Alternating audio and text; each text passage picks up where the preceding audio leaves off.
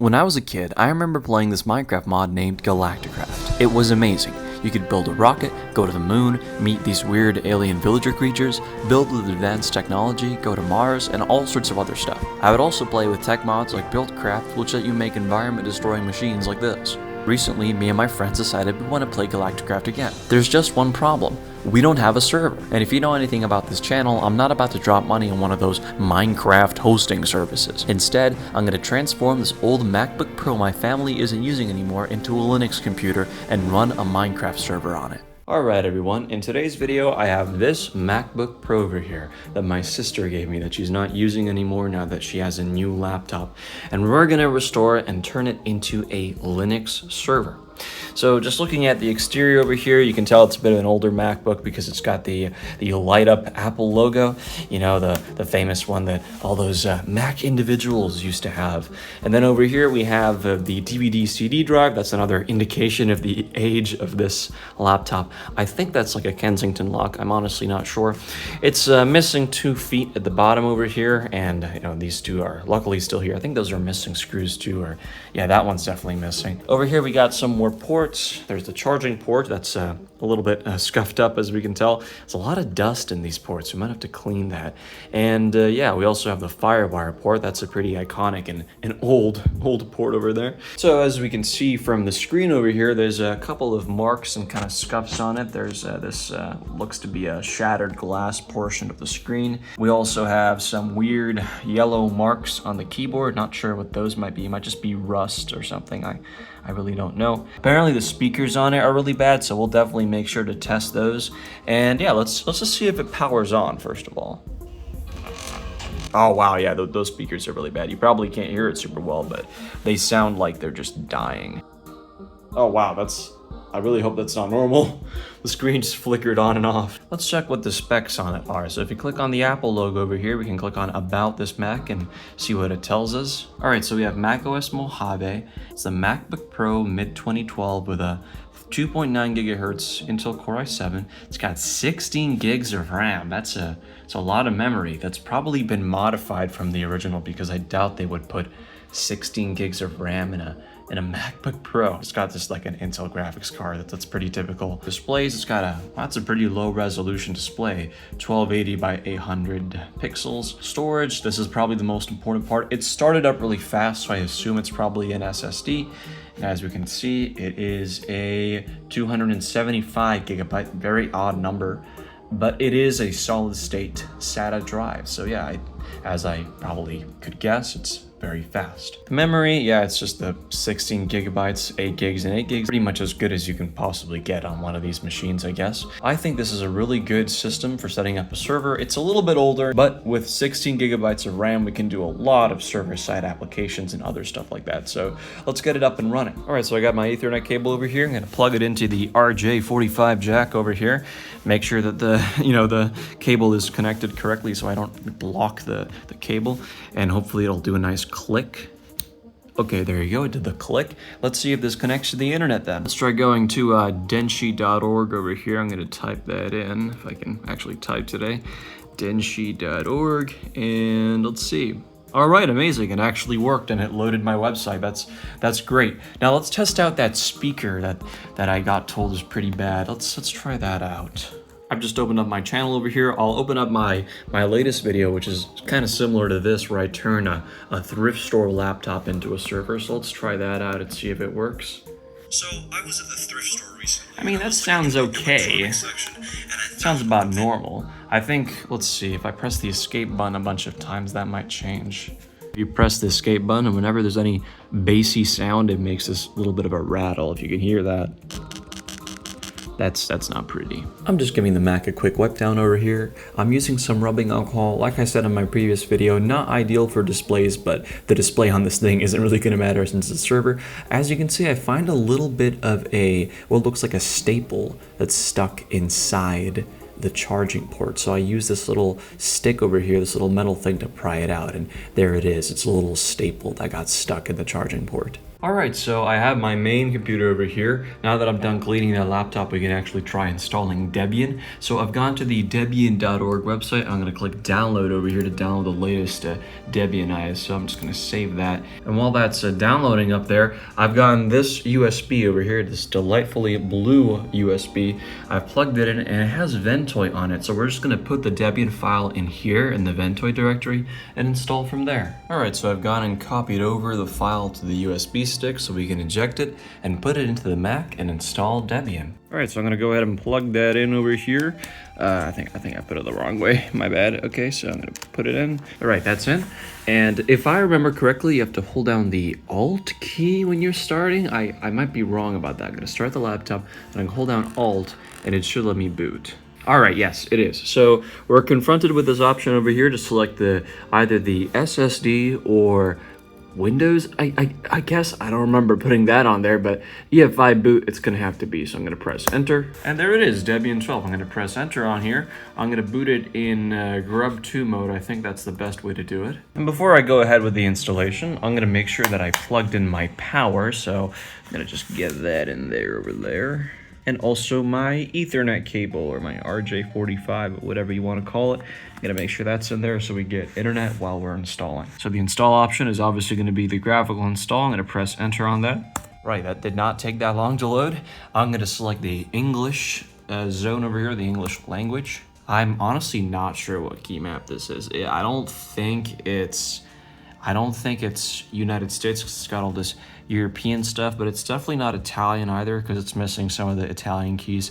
So I honestly don't know. I'm gonna just leave it as United States for now. So it might be UK actually, but I'm gonna just leave it as United States. Alright, it's detecting all the hardware and all the different stuff. That's one thing I really like about modern Debian is that they don't package it with just the free software now. They actually package it with all of the drivers and stuff. Alright, so it says we need non-free firmware files. I'm fine with that, so I'm going to press enter. Ooh, that's not good. The network is probably not using the DHCP protocol. That's definitely not right. Alright, so a little bit of troubleshooting later. I ended up just unplugging and then plugging back in the Ethernet cable while installing, and that seems to have fixed it. I just started the installation from scratch with it unplugged and plugged it in, and it worked. So now I'm just loading up the packages right here, and soon I should be able to select what I want. I'm gonna choose not to participate in the package survey because I'm so cool and rebellious. And here comes the fun part, selecting what I want. So I'm gonna basically unselect almost everything. In fact, pretty much everything. The only thing I'm gonna keep is the SSH server. I don't know what choose a Debian blend for installation means. I've never seen that option before, but the only thing I really need is the SSH server because the network configuration should come out of the box and then everything else should be pretty much default. You know, since my trackpad doesn't seem to work, I can't seem to move the mouse, I'm gonna have to use the tab button to keep selecting buttons until eventually it leads to, there you go, the continue button is now been selected. You can sort of see it with the little dashed line on the outline of it, and I'm gonna press enter to continue.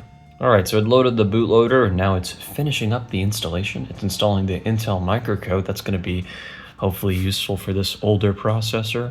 Alright, and with that, we're now done with the installation. Installation complete. Hopefully this will work out of the box. So I'm gonna press enter or continue over here and it should reboot. Alright, here we go. Here's the moment of truth. Will it actually function? Let's find out.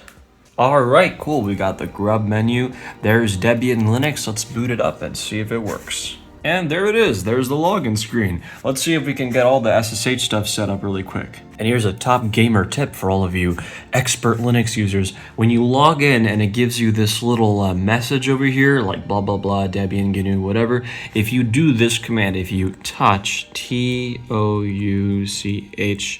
and you touch the file .hush login like this, it's not going to give you that message when you log in, which is very useful for when you SSH into your system. Real moment of truth here is going to be checking whether the networking works or not. So I'm going to ping Denshi.org over here, and it should work. All right, cool, it works, which means the internet is indeed connected. At this point, then I'm going to install Vim, and after that, I'm going to go ahead and I'm going to check the system and basically enable SSH login. We're going to go into this file over here with Vim, and I'm going to go down all the way until I find the root login option. All right, here it is. I'm going to uncomment that option, make sure it's set to yes, and then I'm just going to write and quit over there. :WQ, there you go. Now all I have to do is restart the SSH service by running that, and then I'm going to run IPR and get doxed. Oh no, that's my IP address. Well, it's just the local one, so it doesn't matter. So we got to take note of that number though,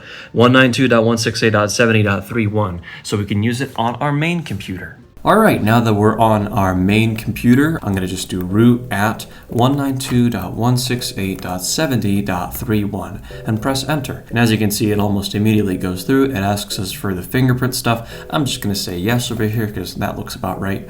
And then I'm going to put my password in. And here we are. We are now in the Mac. Alright, so if we're going to set up a Minecraft server on this computer, we're going to have to figure out a couple of things. And the first and most important thing is installing Java. So right now, if you run the Java command, as you can see, we don't have Java installed. Now, Debian no longer ships a version of Java old enough to run old modded Minecraft. That would be Java 8, which is a very legacy version of Java. However, there are distributors online that will let us download it and install a more modern kind of security patched version of Java 8. One such distributor is Adoptium. They basically distribute versions of the Java runtime environment, or JRE, that we can run on Debian, on modern versions of it even. So the way to do that is they just give you these copy-paste installation instructions here. So literally all I'm going to do is copy-paste these into my SSH terminal over here that I have access to the server through, and it should install Java.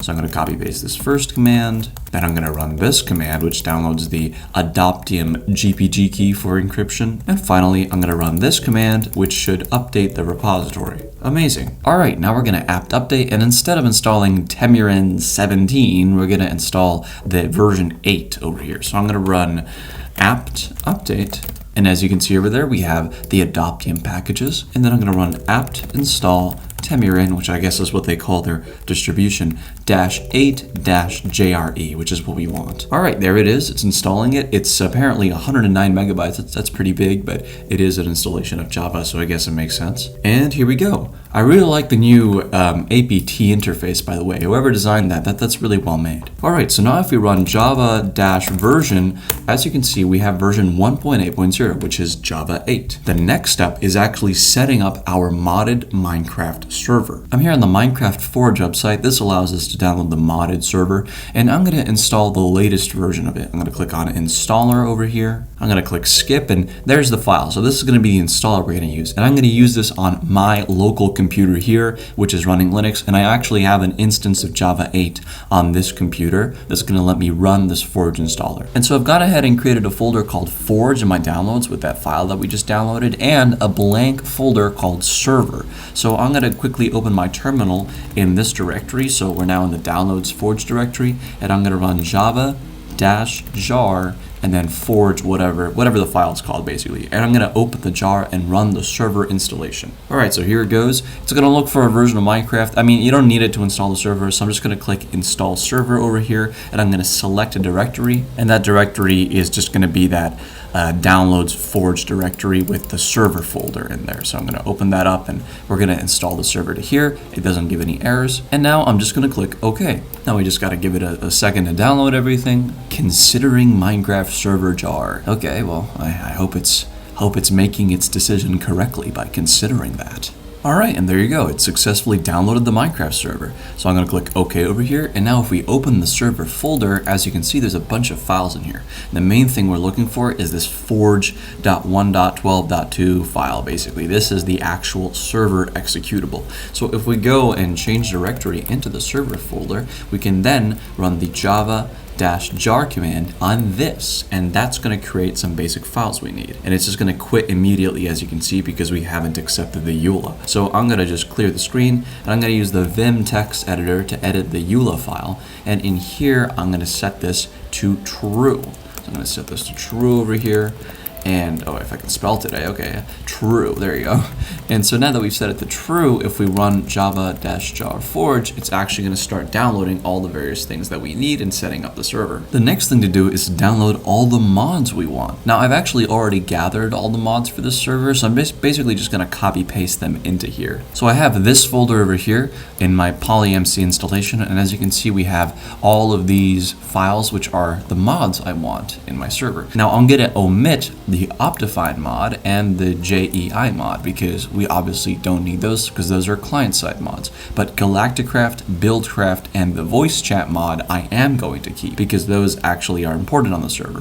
Galacticraft is obviously the space mod, the cool one I was talking about earlier. Buildcraft adds all those cool contraptions like the quarry, and the voice chat mod allows you to voice chat on Minecraft. So I'm just going to basically copy paste the mods into the server's mod directory, and now we can finally run the server itself. So if you just run java-jar and then the forge file like this, it's going to start the server, and it's going to start with this little interface that you'll see. So yeah, here you go. Here's a little interface that it starts with. And this is all fine and dandy, right? However, on the server, obviously we're not going to be able to see this interface. And moreover, I want to dedicate more RAM here because as you can see, it's already using 300 megabytes of RAM. And we're going to dedicate it, let's say 8 gigabytes of RAM. I think that's about a fair amount for a server like this. It might be overkill even. So to stop the server, I'm going to run the stop command, and that's going to stop the world. And then what I'm going to do is I'm going to create a script which starts the server. So I'm going to create a script. I'm going to call it start.sh,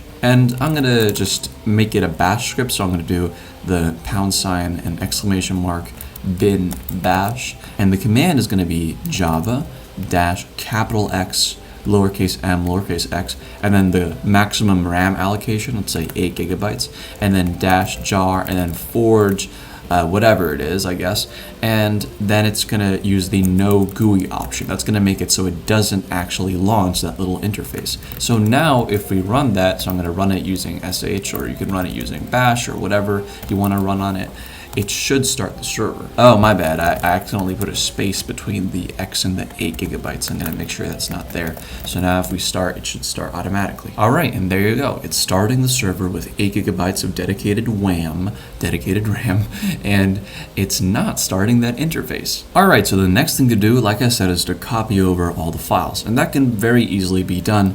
I'm just going to go back to the Forge directory, and from this directory, we have access to the server directory, which is the main thing we actually want to copy over. And to do this, it's really easy. All we have to do is use the scp command, which is built into SSH, -r for recursively copying over a directory. I'm going to give it the name of the folder itself, which is server, relative to this directory, of course. And then I'm going to give the location using the username that we're using. So I'm going to do root at 192.168.70.31. That was the username and address of our server, and then colon, and I'm going to copy it over to let's say the OPT directory, so /OPT, just like that, with a backslash at the end. And that's going to copy it over to that directory. It's going to make a folder there called server and put all the contents from our computer over here on our actual Linux server. So I'm going to press enter, and as you can see, it's going to give us a progress bar over there. Hopefully this will be pretty fast. All right, and with that, it's copied over all the files, and now we can move over to the server for the networking and auto start setup. All right, so now that we're on the server, if we list out the contents of OPT server, it's all the same stuff from the Minecraft server folder we had on our computer. And we can just test to make sure it all works by going into that directory, OPT server, and then running the start command, just like that. And as you can see, it starts just like it did on our main computer. All right, so I've gone ahead and created a systemd service, which is basically an automated service that's going to run in the background for our Minecraft server. And I've placed it in the default directory for those, which is etc systemd and then system.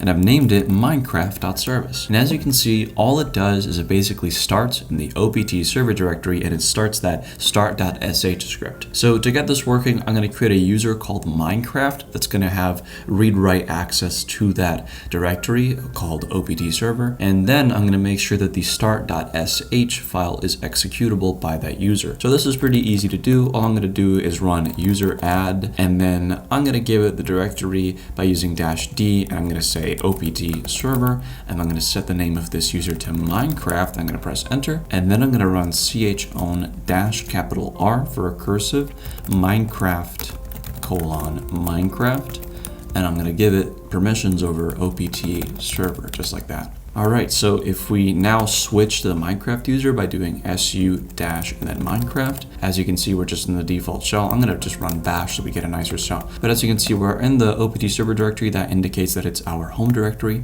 And I'm gonna run chmod and then +x for executable start.sh. And that's gonna make it so we can just run start.sh as an executable file. And as you can see, it starts the server. I'm just gonna stop it really quick by doing Control-C. I'm gonna exit, go back to our root user over here. And now all I need to do is start the Minecraft server. So I'm gonna do systemctl start Minecraft and press enter. And now let's check on it by doing journal ctl-feu Minecraft. And as you can see, it's running the Minecraft server. It's giving us a log, so we know that everything is running correctly. All right, this is all fine and dandy, right? But the real problem is this Minecraft server is accessible, but it's only accessible on our network. So as you can see, we're here on my Minecraft client with all the mods. And if I try to add a server and I put in my local IP address for the server, which is 192.168.70.31, and I press done, it loads up and I'm able to join it. So I can join it and I can play on it. Here I am in the beautiful Minecraft world. It even works with voice chat. However, I can't access it from outside of this network. So if I, for example, want to be able to access it by going to, let's say, denshi.org and just pressing enter over here, that doesn't connect to anything because we're not forwarding the port. Now, in an ideal world, you would be able to forward your port from your house. However, not everybody has access to their router settings, and in my case, I literally got blocked from accessing it. I don't know, maybe the internet service provider doesn't want you to do that anymore, or maybe they want you to pay for a more expensive package so that you can host stuff at your house. So what I'm gonna do is I'm gonna take advantage of my remote Linux VPS server, which does have port forwarding. It does have all of its ports open. And what I'm going to do is I'm going to forward the traffic, both the Minecraft traffic and the voice chat traffic, through that server, which is located at denshi.org. To accomplish this, I'm going to use a tool called Chisel, created by Jay Pilora. I hope I'm pronouncing that right.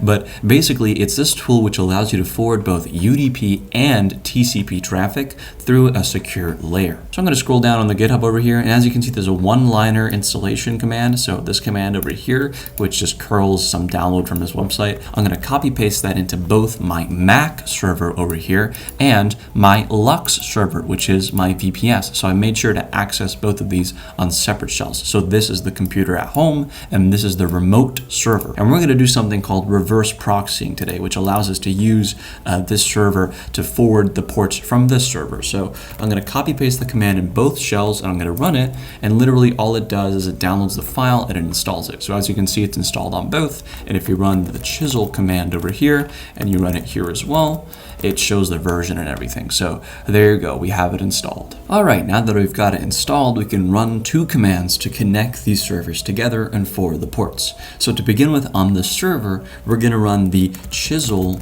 server command. We're gonna make sure it's reversed by doing -- reverse, and we're gonna make sure that it's running on the port 8080. You can pick any port, of course.